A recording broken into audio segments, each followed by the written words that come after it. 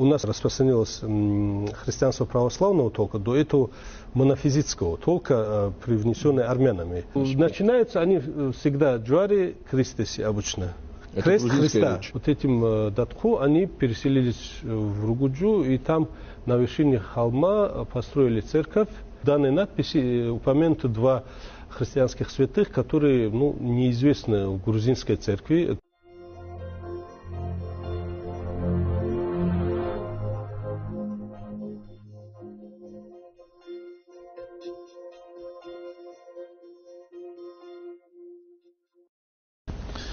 Ассаламу алейкум, друзья. В эфире передача «Исторический факт». И в гостях сегодня у нас кандидат исторических наук, исследователь Хафизов Шахбан Магомедович. Шахбан Магомедович, ассаламу алейкум. Рад вас приветствовать на студии в очередной раз. Шахбан Магомедович, у вас была недавно опубликована статья, посвященная первым письменным источникам аварского языка на основе грузинского алфавита.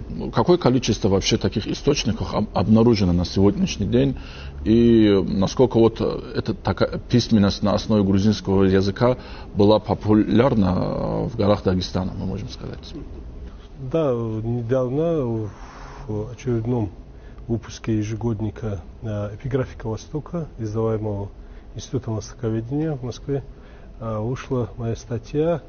Должен сказать, что осенью прошлого года в Москве как раз прошла специализированная конференция по эпиграфике, то есть надписям на камнях, на твердых поверхностях. И вот эта статья была в форме доклада представлена на этой конференции и потом уже опубликована по итогам года ежегодником в составе ежегодника. Должен сказать, что всего на данный момент выявлено 8 надписей грузинографических, то есть на основе грузинской графики, алфавита, но выполненных на грузинско-аварском или полностью на аварском языке. Чисто на грузинском языке еще около 40. То есть всего на территории аварских районов найдено около 50, этот список пополняется, около 50 эпиграфических надписей грузинографических. Это только на камне, да? Только на камне. А есть на бумаге, допустим? На бумаге, к сожалению, нет. Там слишком большой срок прошел. Но вместе с тем, недавно относительно в рукописном фонде нашего института, то есть в фонде восточных рукописей Института истории, археологии и этнографии, была выявлена рукопись палимпсест. Палимпсестом называют рукопись, на которой нижний слой замазан или, попытались его скрыть, а поверх него делается другая надпись. Это рукопись из пергамента, что тоже интересный момент, о чем я расскажу позже. Рукопись из пергамента, снизу грузинское Евангелие, хан Метно 7-8 веков, а сверху суфийское сочинение, скорее всего, конец 15-го, начало 16 века, переписанное в Дагестане. Дагестанский насх. То есть, вероятно, эта рукопись хранилась, может быть, в одном из монастырей или церквей. Потом ее взяли, поверх нее переписали другой текст, а нижний текст он сохранился. Это, видимо, из-за дефицита материала, да? Да, конечно. Бумага всегда была в Дагестане дорогим продуктом. И благодаря этому многие записи у нас сохранились, многие письма сзади какие-то заметки делали и клали их в книги. Кстати, многие арабоязычные письма тоже так устарели. То есть уцелели благодаря вторичному использованию. Насчет пергамента, что тоже важно. В большинстве дагестанских языков книга обозначается термином китаб. Происхождение вы знаете, это арабизм. В аварском языке есть специальное слово тэх. Тэх, который, оно очевидно исходит от кэх. То есть шкура, то есть пергамент. Это говорит нам о чем? О том, что первые книги, известные аварцам, были из пергамента. Пергамент использовался в христианскую эпоху, с приходом ислама в Дагестан проникла бумажная культура изготовления и использования бумаги. Пергамент использовался до исламский период. То есть в период существования до XIV века включительно. Соответственно, можно сказать, что книга была знакома, и вот сама история этого и этимология данного слова нам говорит о том, что все-таки с книжной культурой аварцы были знакомы до исламской эпохи. Вот у нас на экране два креста. Это где выявлены эти кресты и какие записи на них? Да. Ну, исходя из вашего вопроса, я дам краткую историографическую, как бы сказать, справку. Вообще, в современной науке первая надпись на аварском языке, грузинографическая, была выявлена в 1923 году научной экспедицией под руководством Яковлева, это Институт Востока, по-моему, так он назывался. Он несколько раз менял свое название, и каждый раз я уже, по-моему, Институт материальной культуры Востока, что-то в этом роде, боюсь ошибиться. Под руководством Яковлева в Ураде был выявлен камень с надписью грузинографической и был передан Николаю Яковлевичу Марру. Это всемирно известный языковед, археолог, многогранная личность, знавшая несколько языков, в том числе грузинский, который был родным языком его, поскольку его мать была грузинка, а отец был шотландец, который в Западной Грузии работал. Соответственно, Николай Яковлевич Марр в 1926 году написал, но так он, видимо, не был доволен итогами своей разработки, своего исследования, и поэтому так и не опубликовал эту статью. Он в свое чтение этой урадинской надписи делает на основе аварского языка с привлечением некоторых религиозных терминов из родственных языков. Но факт, что он читает ее на основе аварского языка, к сожалению, ему удалось только некоторые моменты там прочесть, и чтение не совсем удачное, поскольку опыта не было на тот момент, и сам он аварским языком на тот момент был плохо поверхностно знаком, поэтому, да, и сам он осознавал несовершенно свое это и так и не опубликовал. Ну, вы, кстати, другое чтение предлагаете, да? Да. После его смерти его ученик в 1947, по-моему, году ее чуть позже опубликовал, а первая статья, опубликованная, была посвящена вот этому кресту, который был найден, по-моему, в 1930-х годах или в конце 20-х, вот, запамятовал. В 1940 году выдающийся грузинский языковед Арнольд Степанович Чикабава, который знал аварский язык, и его блестящая книга «Хунзури Эна», то есть аварский язык, до сих пор является учебником для высших учебных заведений в Грузии. То есть вот он знал основательно предмет своего исследования, и, соответственно, в 1940 году вышла его статья, посвященная чтению данной надписи. Ему не удалось прочесть только последние два-три слова, а в целом он разобрался с этим, и он придал ей закономерно большое значение как наиболее древнему памятнику, известному на тот момент фиксации дагестанских языков. После него в 1954 году вышла статья другого грузинского, тоже известного языковеда, который тоже владел аварским языком, Того Евстафича Гудава. Тем более он был женат на аварке, Загидат Магомедбековой, и он профессионально занимался аварским языком и владел им. Вот вторая надпись. Это была найдена в городище Халла, недалеко от Геничутля.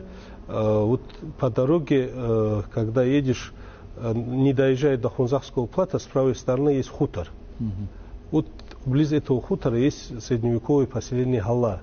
Вот на останках там надпись была выявлена. Вторая была выявлена в самом Хунзахе, в местности Адраал, где предположительно находилась христианская церковь. обоих случаях вот начало и конец это трафаретные канонические тексты на грузинском языке, а в центре это уже родственники от себя добавляют, и спрашивая милости Всевышнего и прощения грехов для своих родственников. То есть на основе этих двух надписей уже выработалась определенная практика чтения и стали ясны некоторые основные особенности. То есть, видимо, это был какой-то переходный этап от использования чисто грузинского языка в церковной службе и для прочих надобностей, переход к аварскому. Это такой транзитный период, можно сказать, если можно так выразиться. И в центре это аварские слова, а в начале и конце грузинские. Вот в центре вот мы видим на правом крыле креста цоб те ги, цоб те ги, бот аб чухолт ну я буквально, бот аб чухолт росав чи хест то есть мы что видим? Во-первых, изменение лексики. Допустим, чухолт, а там написано, нужно читать как чухолт, но тут вопрос. Фонемы х в грузинском языке нету. Может быть, вместо х они использовали х. Второй вариант менее возможный, что х это позже образовался, но скорее всего нет. Х это довольно старая фонема в аварском языке, поскольку х нету, они использовали х. Вот вот это слово, вот оно сохранилось в некоторых диалектах, в некоторых словах.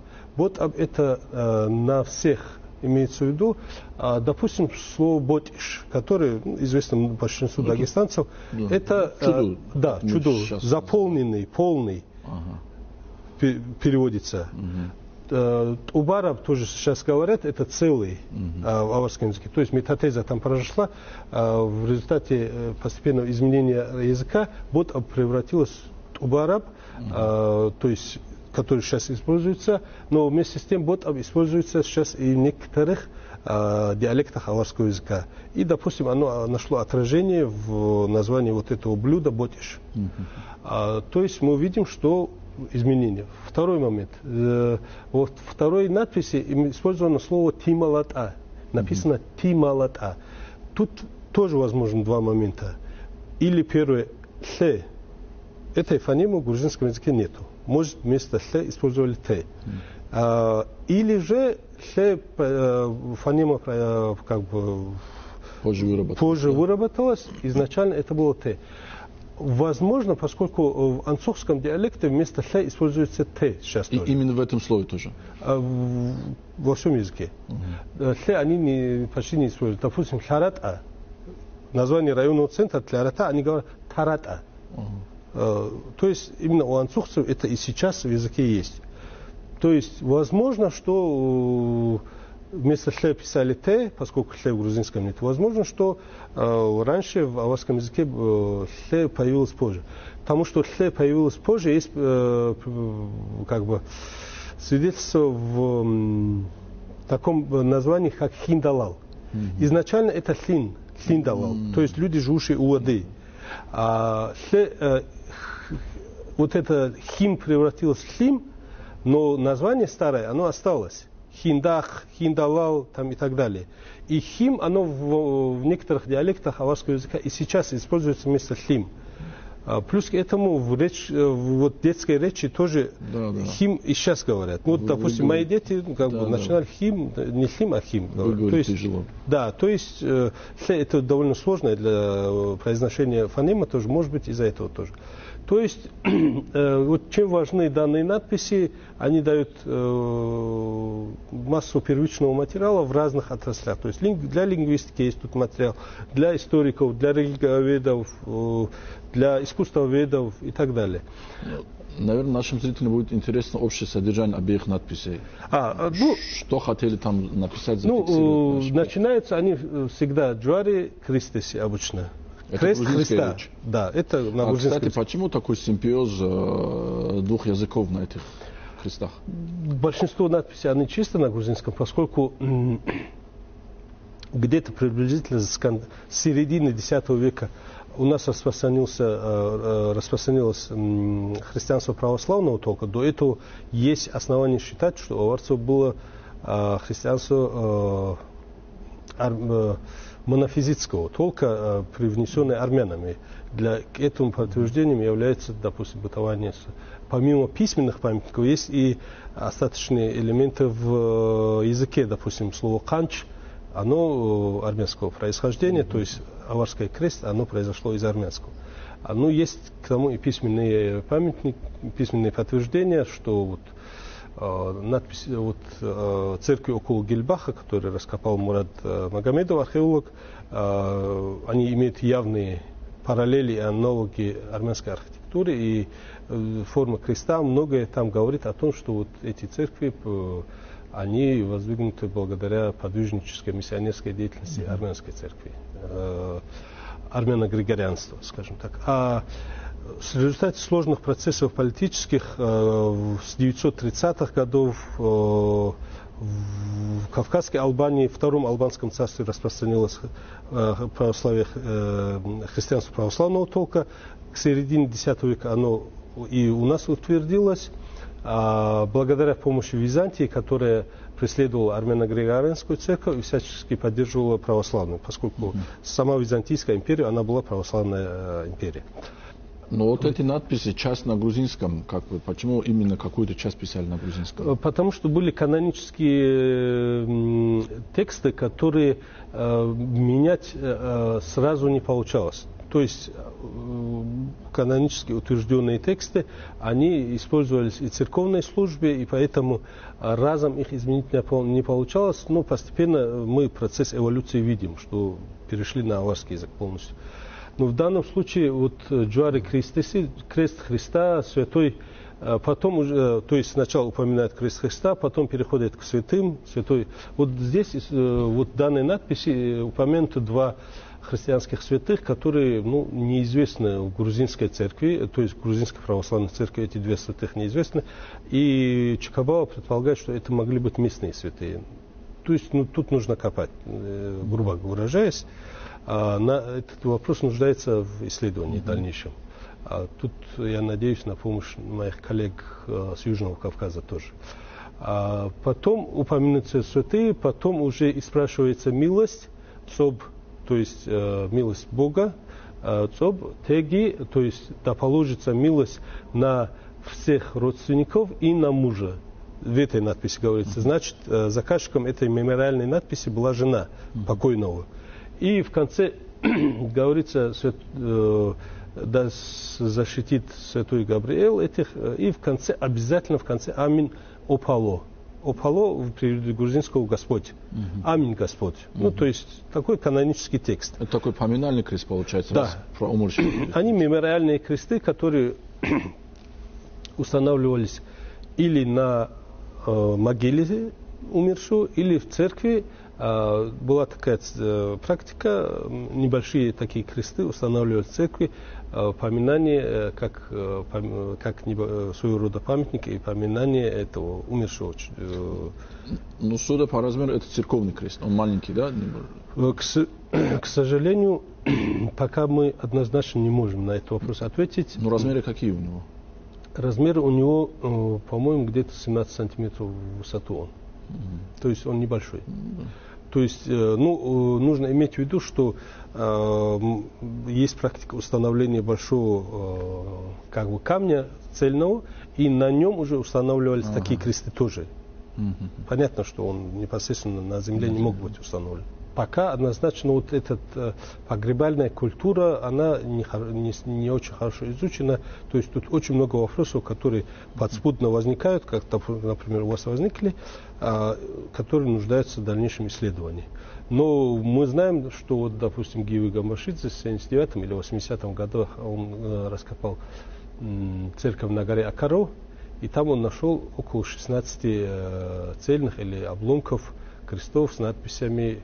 То есть вот эти находки говорят о том, что в церкви они все-таки устанавливались, о чем я сказал. Вместе с тем, поскольку в местности Адраал Дибир Атаев, покойный наш археолог, раскопал кладбище, и там же кресты нашел с надписями. Кладбище обычно располагалось рядом с церковью, а вся эта местность возвышается, и вот оттуда виден весь Хунзах. Практика располагать церкви в самых возвышенных местах поселения тоже об этом говорит. И то, что кладбища располагались рядом с церковью, обычно тоже. И еще несколько подспудных фактов говорят о том, что в данной местности располагалась главная церковь Хунзаха. И вот этот крест и еще несколько были найдены именно там. Содержание этого они, в принципе, аналогичны, Джуари Кристесы и так далее. То есть там и спрашивается милость для... Здесь для всех родственников, там отдельно указано для детей, Тималат от Соклеги, Тималата. И для некоего мужчины, имя которого оканчивается на Бер. То ли Хочбер, Кахабер, я не знаю, что там было. Первые две фонимы, они испорчены, и мы видим только Берит-А. То есть на Бер, на мужчину, имя которого оканчивается на Бер. Берит-А там. Берит-А и Тималат-А Цоклеги. Да положится милость Бога, имеется в виду. Хотя Бог не упомянут, но подразумевается. Да положится милость на этого мужчину и на его детей. Вы сказали, всего найдено около 40 таких как бы письменных источников. На всех вот такое вот религиозное содержание надписей? Нет, делятся они на две части. Мемориальные кресты и строительные надписи. Один из уникальных источников, можно его фотографии тоже показать, это ругуджинская надпись 1365 года. Тут немного контекста нужно рассказать, если позволите. В 1302 году Нуцал Андуник принимает ислам в качестве государственной религии, меняет свое имя с Андуника на Амир Султан, и тем самым устанавливается мир с государством хулагуидов и Золотой Ордой, которые тоже незадолго до этого приняли ислам в качестве государственной религии. То есть две крупнейшие, огромные евразийские державы из севера и с юга окружали Сарир, и в результате долгих конфликтов им пришлось принять ислам как государственную религию. Но вместе с тем и в Хунзахе, и в других местах Сарира, Аварского нусальства, проживали христиане. Они, судя по всему, проживали до 1365 приблизительно года, когда в результате внутреннего конфликта, видимо, по истечению двух поколений, все-таки там ислам начал укрепляться, естественно, внутренне. И вот этот конфликт носил либо династийный характер, либо религиозный, мы сказать этого не можем. Но часть элиты Хунзаха во главе с представителем царской династии, неким Датку, сейчас это имя произносится у аварцев как Дахту, особенно у южных аварцев довольно распространено, у тляртинцев, чародинцев там и других. Вот этим Датку они переселились в Ругуджу, и там на вершине холма построили церковь, о чем и сообщает эта надпись. То есть, и там точно дата тоже указана, 1365 год, что они воздвигают там церковь, вокруг этой церкви они воздвигли эти укрепления, и там же постепенно возник населенный пункт Ругуджа. То есть, благодаря данной надписи мы можем несколько фактов установить.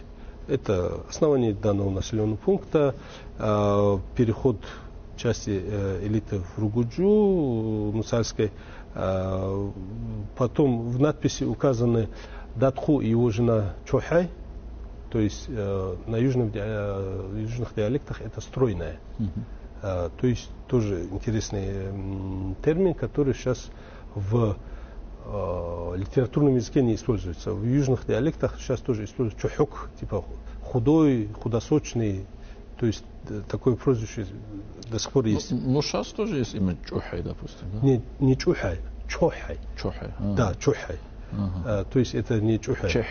В грузинском языке есть фонема Ч. Если бы там была бы Ч, мы бы могли бы прочитать как чухай, а именно там чухай, то есть худая, стройная, в данном случае стройная все-таки. Помянуты инициаторы строительства церкви Датху и Димен, и там же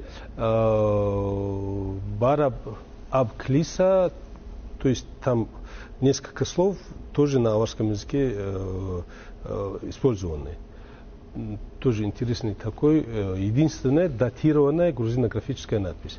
Вот эти кресты, пока не забыл, к какому периоду тогда можно отнести? Вот этот, скорее всего, 13 века, это тоже предположим 13 века, ургуджинская надпись 14 века, урадинская надпись, которая была найдена и расшифрована Маром 14 века, были 11 века, 12 века. Ну, на данный момент мы можем сказать, что вот те 8 надписей, которые мы сейчас исследуем, грузинские, грузино-аварские или чисто аварские, они 11-14 веков.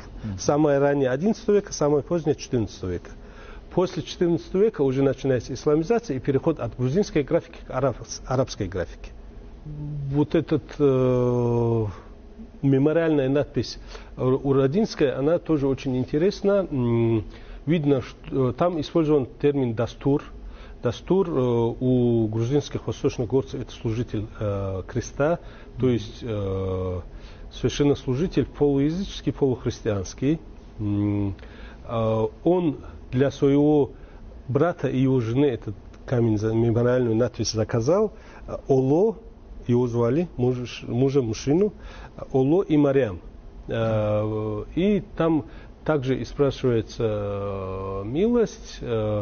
Вместо мунагал там использован вацли, то ли вацли, то ли ацли, что-то такое, то есть очищение от грехов. Начинается та надпись Харула, и, то есть испрошение грехов.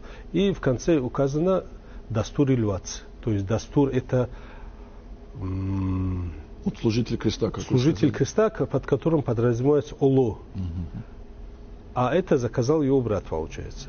Тот, видимо, какой-то церковный служитель был. Да, в Ураде, да, вот эта надпись. Еще одна надпись найдена в Ураде, но она такая в форме граффити. Человек, там указано буквально, если перевести, Бечет Шор, то Бечет Шуаров подразумевается.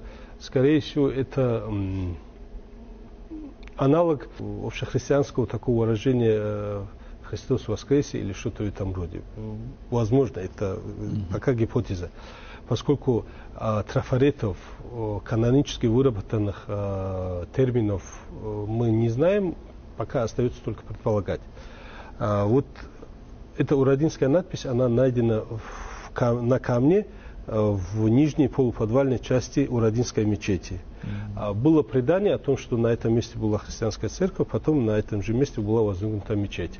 Вот эта находка этой надписи как бы служит косвенным подтверждением этого факта. Еще одна надпись найдена в Хочаде, там, где была резиденция брата Булача Нуцала, Хаджи Али Шамхала, который был убит в 1509 году в результате совместных действий Булача и гидатлинцев. Вот рядом с этой, на развалинах рядом с этой резиденцией был найден камень ну, там два всего лишь слова. Рих читается, Рих это здание, жилое здание, обособленное. А второе это уже там предположение только.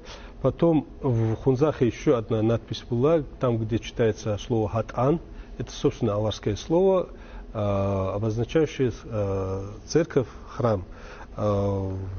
Этимология его восходит к Хат-Ами, то есть место произношения клятв. То есть, скорее всего, это был раньше языческий термин, а позже он был использован как христианский храм. Здесь еще одна интересная фотография, это фрагмент креста, да? Да, это самый интересный, самая поздняя интересная находка в 2018 году в частной коллекции Магомеда Магомедова, это уроженец селения Уркачи Хунзахского района, ныне проживающий в Инакске. Была выявлена вот эта находка, это крест, да, но тут только верхняя часть и крылья креста, нижняя часть, основа креста тут утеряна.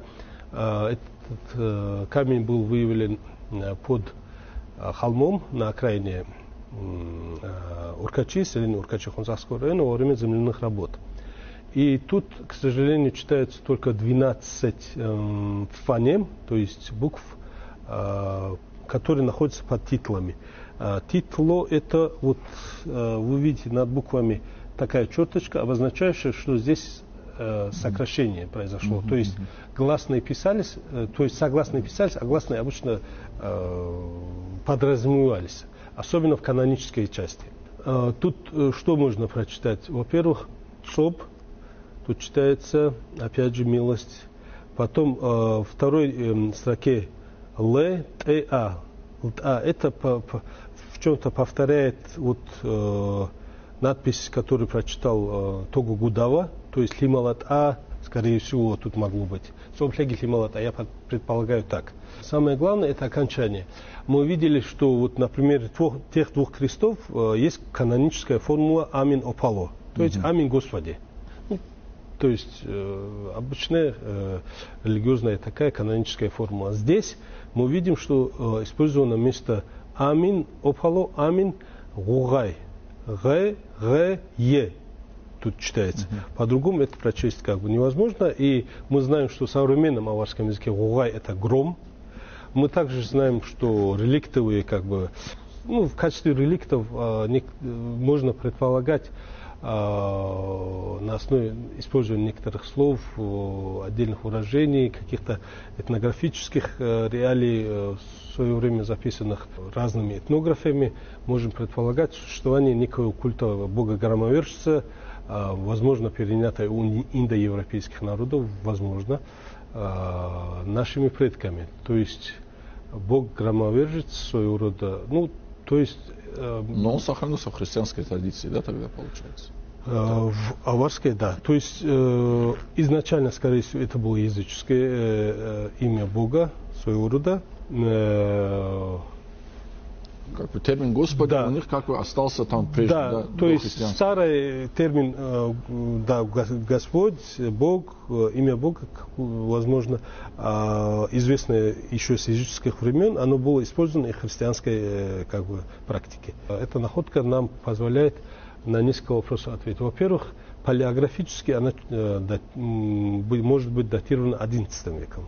Скорее всего, это XI век. Мое прочтение, в принципе, поддержали мои коллеги, специалисты в данном вопросе из Грузии и из Армении. И это позволяет мне более-менее уверенно датировать данную надпись XI веком. На данный момент это древнейшая фиксация, древнейший памятник фиксации аварской речи. Около 1000 лет этой надписи таким образом.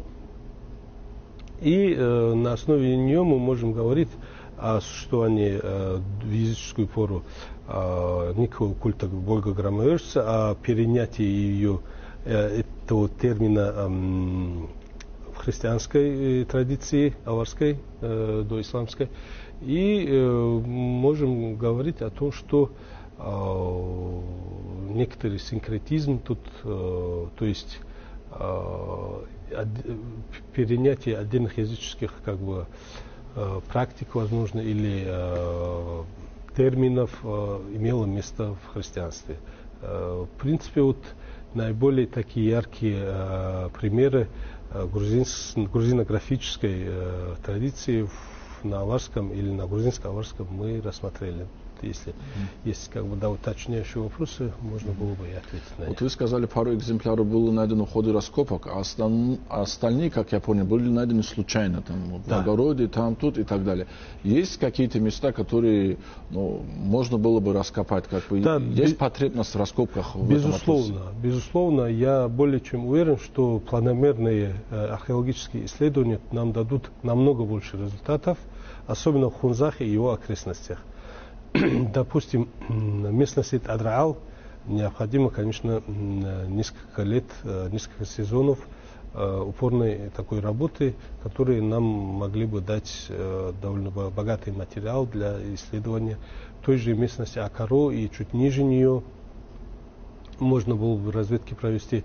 То есть есть много пунктов, много населенных пунктов, городищ, археологических таких мест, где можно было бы и нужно было бы провести такие работы, которые нам дали бы десятки, я уверен, десятки подобных артефактов.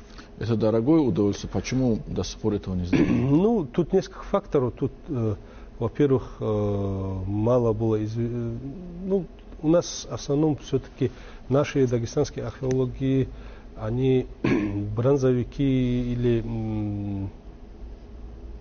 занимаются более древним периодом, плюс к этому Дербент занимает как бы большое количество наших специалистов. То есть памятников много, а кадров... Рук не хватает. Кадров, да, мало. Рук не хватает. Да. Шахбан Мамедович, спасибо за интересный рассказ. Мы желаем вам успехов. Это ваша очень интересная для нас работа. Спасибо, что пришли, рассказали нам. Спасибо за приглашение. Дорогие друзья, мы прощаемся на этом. Ассаламу алейкум.